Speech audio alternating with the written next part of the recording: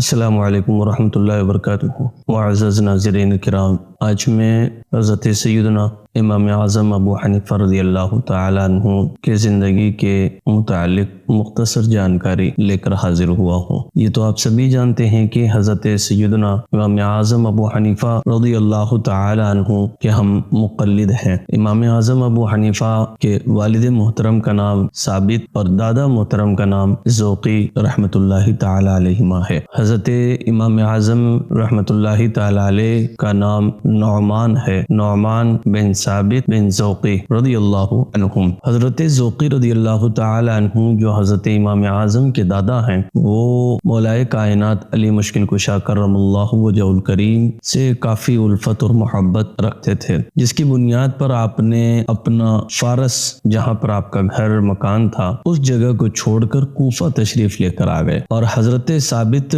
جب ان کے ہاں پیدا ہوتے ہیں، یعنی حضرت امام اعظم ابو حنیفہ کے والد محترم جب پیدا ہوتے ہیں تو انہیں لے کر مولائے کائنات کی بارگاہ میں پہنچتے ہیں اور ان سے دعا کی گزارش کرتے ہیں۔ مولائے کائنات ارشاد فرماتے ہیں کہ اے ذوقی، تیرے یہ بیٹا جو ثابت ہے، اس کا ایک ایسا بیٹا ہوگا کہ جس کے علم سے پورا عالم سیر ہوگا، پورا عالم بھر جائے گا، یعنی پوری دنیا بھر جائے گی۔ سبحان اللہ۔ یہ بشارت حضرت مولائے کائنات نے عطا فرمائی، اور اس سے قبل مصطفیٰ کریم صلی اللہ تعالی علیہ وآلہ وسلم نے امام اعظم ہی کے فضائل کو ذکر کرتے ہوئے ارشاد فرمایا کہ اگر دین ثریا ستارے کے پاس بھی ہوتا تو فارس کا ایک شخص اسے وہاں سے لے آتا، حاصل کر لیتا۔ سبحان اللہ۔ ہم جس امام کی تقلید کرتے ہیں، اس کے فضائل و مناقب مصطفیٰ کریم صلی اللہ علیہ وسلم بیان فرما رہے ہیں، مولائے کائنات اس کی بشارتیں دے رہے ہیں، تو کتنی بلند اور کتنا بڑا مقام ان کا، مرتبہ ان کا ہوگا۔ معزز ناظرین کرام، امام اعظم ابو حنیفہ رضی اللہ تعالی عنہ اللہ رب العزت سے بہت زیادہ عشق محبت کرتے تھے، اور اتنا ہی زیادہ تقوی اور پرہیزگاری بھی اختیار کیا کرتے تھے، رب تبارک و تعالی سے ڈرتے تھے۔ امام اعظم ابو حنیفہ کے استاد حضرت حماد رضی اللہ تعالی عنہ ہیں، اور 2 سال کا جو خصوصی عرصہ حضرت امام جعفر صادق رضی اللہ تعالی عنہ کے ساتھ آپ نے بسر کیا، اس کے متعلق تو خود فرماتے ہیں کہ اگر میری زندگی میں وہ 2 سال نہ ہوتے، یا میں 2 سال امام جعفر صادق کے سامنے زانوِ تلمذ طے نہیں کرتا، تو امام اعظم برباد ہو جاتا، یعنی خود کے متعلق کہتے ہیں کہ میں برباد ہو جاتا، ہلاک ہو جاتا۔ اللہ اکبر۔ تو آپ نے خاص تلمذ امام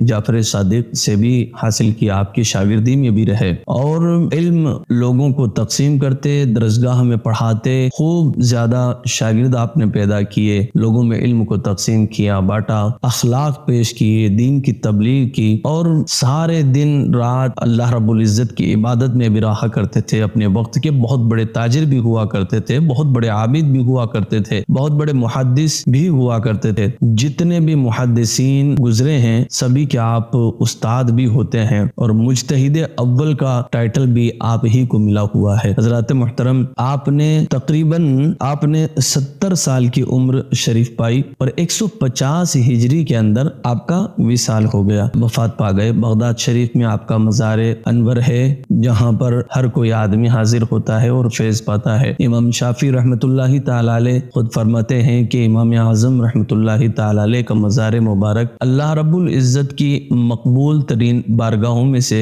ایک جگہ ہے، کہ جہاں پر آدمی پہنچ کر دعائیں مانگتا ہے، ان کے توسل سے، ان کے وسیلے سے، تو اللہ تعالیٰ ان کی دعا کو قبول فرماتا ہے۔ امام اعظم ابو حنیفہ رحمۃ اللہ تعالی علیہ خوب زیادہ عبادت کیا کرتے تھے، خوب زیادہ اللہ رب العزت کا ذکر کیا کرتے تھے، تلاوت قرآن مقدس کیا کرتے تھے۔ فرمایا گیا کہ آپ 1 رکعت کے اندر پورا قرآن مقدس ختم کیا کرتے تھے۔ آپ ہی کے متعلق یہ بات بہت ہی مشہور و معروف ہے کہ 40 سال آپ نے عشاء کے وضو سے فجر کی نماز ادا فرمائی ہے۔ سبحان اللہ۔ اور لکھا ہے کہ جہاں پر آپ کا وصال ہوتا ہے، وہاں پر آپ نے 7000 قرآن مقدس ختم فرمائے تھے، 7000 قرآن شریف آپ نے ختم فرمائے تھے۔ سبحان اللہ۔ یہ کتنی فضیلت کی بات ہے حضرات محترم، ہم ایسی عظیم المرتبت شخصیت کے مقلد ہیں، ہمیں چاہیے کہ ہم ان کے کارناموں کو یاد رکھیں، اس شخصیت کو یاد رکھیں، جبکہ جب بھی ان کا یوم وصال و یوم عرس آئے تو پھر بچوں کو بھی بتائیں اور گھر میں بھی ان کی یاد کا اہتمام کریں، فقیروں میں کھانا تقسیم کریں اور فاتحہ خوانی کا اہتمام کریں۔ اللہ تبارک و تعالی